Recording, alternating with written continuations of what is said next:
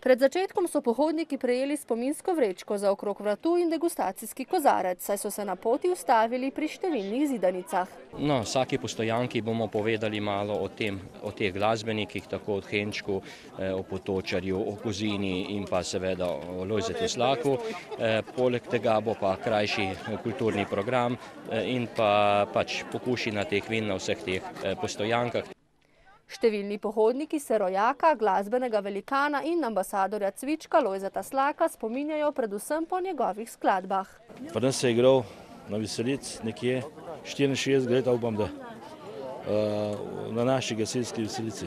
Ja, po dobri glasbi, predvsem pa po čebelicah, tako kot sem. Po igranju, po zadovoljstvu, pa je naš Dolenc.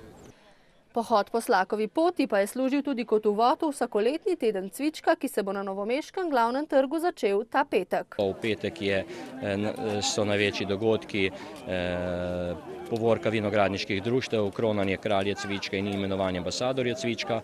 V soboto bodo vinogradniške igre in pa poleg vinogradniških iger seveda podelitev velikih zlatih diplom in pa na koncu še izbor 14. cvičkove princese. Prireditelji sicer pohod po Slakovi poti obljubljajo tudi za prihodnje leto.